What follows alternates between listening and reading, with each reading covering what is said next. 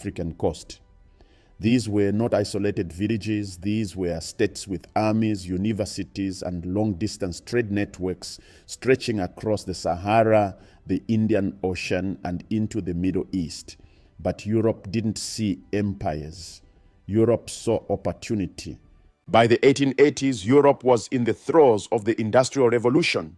Factories in Britain, Germany, France, and Belgium were producing goods at an unprecedented scale. But production requires raw materials, rubber, timber, ivory, cotton, minerals, palm oil. And Africa had all of it. But there was a problem. For most of the 19th century, European contact with Africa was limited to coastal trading posts. European merchants would trade guns, cloth, and alcohol for African goods, gold, ivory, enslaved people. But Europeans didn't control the interior. African kingdoms did. That began to change in the 1870s. Technological advances, steamships, the Maxim gun, quinine to treat malaria made it possible for Europeans to venture deeper into Africa.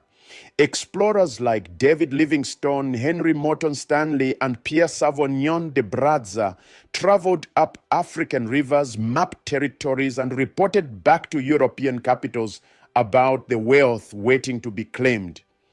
At the same time, European nations were in fierce competition. Britain, France, Germany, Belgium, Portugal, Spain, and Italy all wanted to expand their empires. If one country claimed a piece of Africa, another would try to block it or claim their own piece. Tensions were rising, and that's when Otto von Bismarck, the Chancellor of Germany, stepped in. Germany under Bismarck was a latecomer to the colonial game.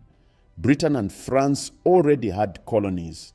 Portugal had been in Africa for centuries. But Germany had almost nothing. And Bismarck was worried, not about Africa necessarily, but about European stability.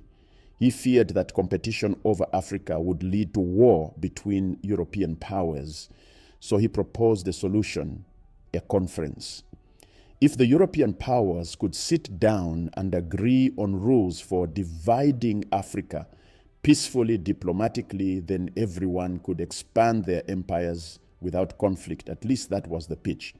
In reality, Bismarck wanted to secure German interests in Africa while appearing as a neutral mediator, and it worked. In November 1884, representatives from 14 European nations gathered in Berlin.